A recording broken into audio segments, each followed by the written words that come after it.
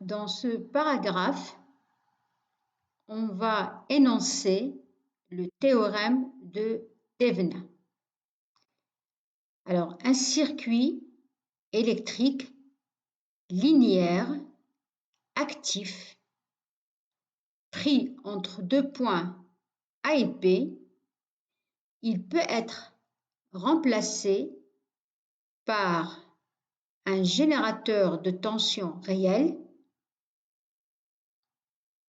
dit générateur de Thévenin, constitué par une force électromotrice complexe de Thévenin en série avec une impédance complexe de Thévenin, où E Thévenin, en notation complexe, est égal à la tension à vide ou à circuit ouvert. Donc, on dit que E Thévenin, c'est l'amplitude complexe de la tension à circuit ouvert entre les points A et P. Et l'impédance complexe de Thévenin, c'est l'impédance complexe équivalente vue entre A et B lorsque toutes les sources de tension et ou de courant sont éteintes du circuit électrique linéaire actif. Alors, une source de tension est éteinte, ou alors éteindre une source de tension revient à court-circuiter cette tension, c'est-à-dire la remplacer par un fil. Et éteindre une source de courant, cela revient à ouvrir la branche dans laquelle elle se trouve, c'est-à-dire dans laquelle se trouve cette source de courant. Alors, on va donner un exemple d'application. Alors, on considère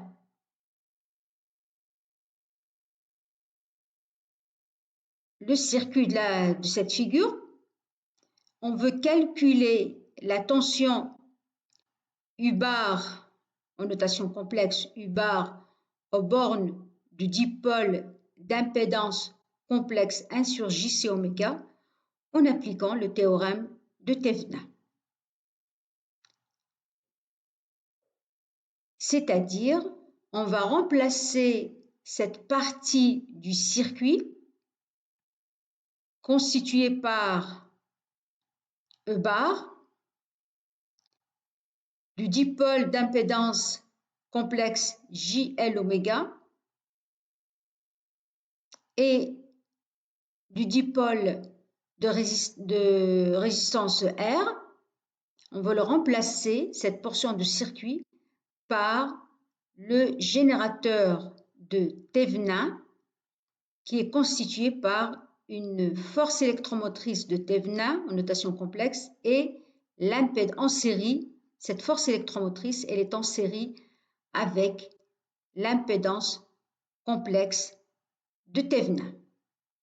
Alors pour cela,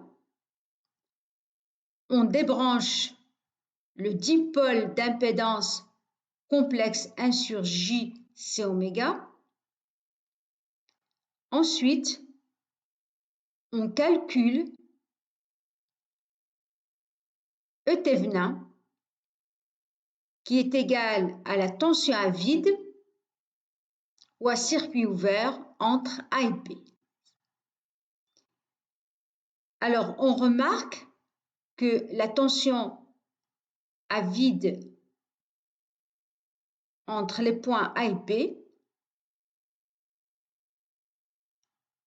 est égale à E bar R sur R plus J à l'oméga, c'est-à-dire qu'on a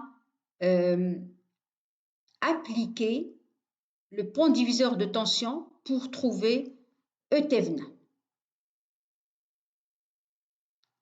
Pour l'impédance complexe de Thévenin, vue, donc on a dit c'est l'impédance complexe vue entre A et B,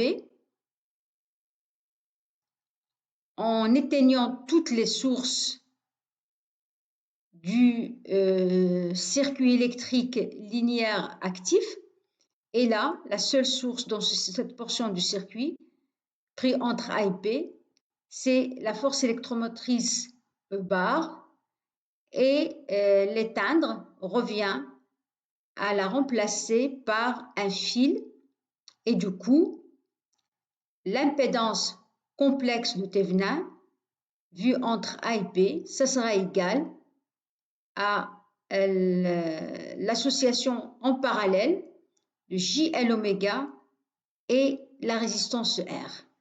Et on écrit Z Thévenin égale R fois JL oméga sur R plus JL oméga, c'est l'impédance donc de Thévenin vue entre A et B. Ensuite, une fois qu'on a trouvé l'expression de E Thévenin et celle de Z Thévenin, on constitue le circuit dans lequel on va mettre la force électromotrice de Thévenin en série avec l'impédance complexe de Thévenin, et on va mettre le dipôle dans ce circuit, on va mettre le dipôle d'impédance 1 sur JC oméga, au borne duquel donc se trouve, ou alors qui est soumis à la tension complexe U bar. On calcule U bar et on remarque, pour calculer U bar, on remarque que U bar peut être obtenu en utilisant le pont diviseur de tension. En effet, on peut écrire, on a une seule maille, on peut écrire U bar est égal à E Thévenin multiplié par 1 sur JC oméga divisé par 1 sur JC oméga plus Z Thévenin. Une fois les calculs finis, on calcule, on cherche le module de U bar,